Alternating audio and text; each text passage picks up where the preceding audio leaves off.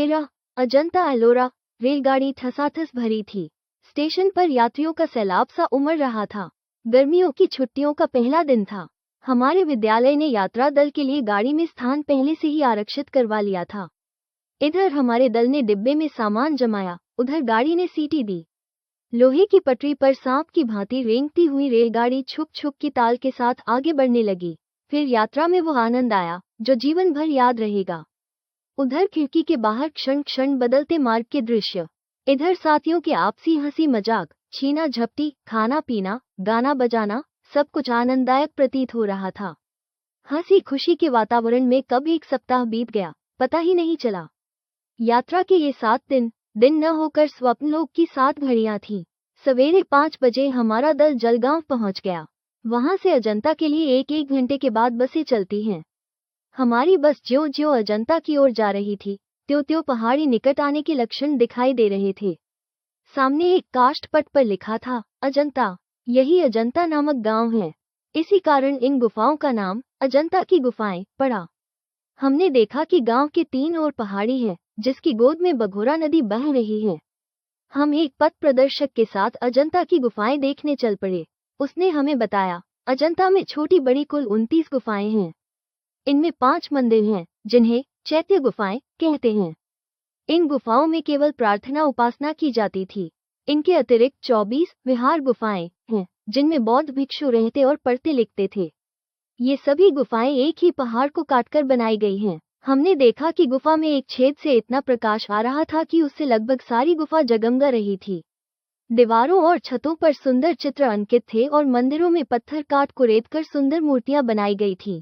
हमारे इतिहास शिक्षक ने बताया कि अजंता के ये चित्र किसी एक समय में नहीं बने। भिन्न भिन्न समयों में भिन्न भिन्न कलाकारों ने इनका निर्माण किया था। इनका निर्माण गुप्त काल में हुआ। ऐसा अनुमान है कि पहली गुफा के चित्र 100 ईशून्य में बने और बाद की गुफाएं 628 ईशून्य में बनकर तैयार हुई। हमने गुफाओं में घूम घूम कर चित्र देखे। कहीं कोई यक्ष कुमारी हाथों से पुष्पों की माला गूंथ रही है, कहीं कोई पत्नी संन्यास लेकर संग में जाते हुए अपने पति को देख रही है। 17वीं गुफा में अंकित एक जातक कथा के बारे में पथ प्रदर्शक ने बताया कि महात्मा बुद्ध के पिछले जन्म का नाम बोधिसत्व था।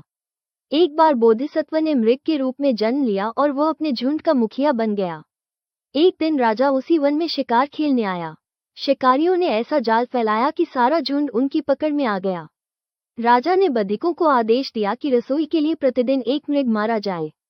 एक दिन एक गर्भवती हिरनी की बारी आई। उसे देखकर बोधिसत्व को दया आई। उसने राजा के सम्मुख उपस्थित होकर प्रार्थना की, इस हिरनी के बदले मुझे मारकर इसे प्राणदान दिया जाए। इस घटना का राजा पर इतना प्रभाव पड़ा कि उसने सभी हिरणों को मुक्त कर दिया और भविष्य में जीव हिंसा न करने की प्रतिज्ञा की। हम अजंता से एलोरा पहुंचे। एलोरा में कुल 36 गुफाएं हैं। इनमें 17 हिंदू मत की गुफाएं हैं, 12 बौद्ध मत की, 5 जैन मत की तथा 2 साधारण। हम तो पहली गुफा देखकर ही चकित रह गए। उस काल में जब मनुष्य के पास आधुनिक यंत्र नहीं थे, केवल छेनी और हथौड़ी से पहाड़ तराश कर ऐसे कला मंदिर बनाना सरल कार्य नहीं था। इन गुफाओं में बड़ी बड़ी गैलरियां हैं, छत हैं, स्तूप हैं। क्या मजाल कि एक स्तूप दूसरे स्तूप से तिल भर भी भिन्न हो। बौद्ध गुफाओं में विश्वकर्मा गुफा सबसे प्रसिद्ध है। इसमें महात्मा बुद्ध की एक विशाल मूर्ति खुदी हुई है। वहीं हमने एक तिमंजिली गुफा भी देखी। तिमंजिला होने के कारण ही इसका नाम 3 थल पड़ गया है। हिंदू गुफाओं में कैलाश मंदिर हमें सबसे अच्छा लगा। यह एक ठोस चट्टान को काटकर बनाया गया है।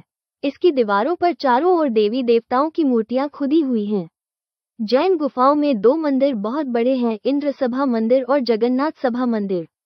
इनकी मूर्तियां अब टूट गई हैं। हमारे इतिहास शिक्षक ने बताया कि इन गुफों का निर्माण 300 ईशून्य में आरंभ हुआ और 1300 ईशून्य में ये बनकर तैयार हुई। आज ये गुफाएं हिंदू, बौद्ध और जैन धर्मों का सुंदर संगम स्थल हैं। इस यात्रा में हमने अजंता एलोरा की कला के दर्शन किए। इससे बढ़कर और कौन सी ऐतिहासिक यात्रा हो सकती है।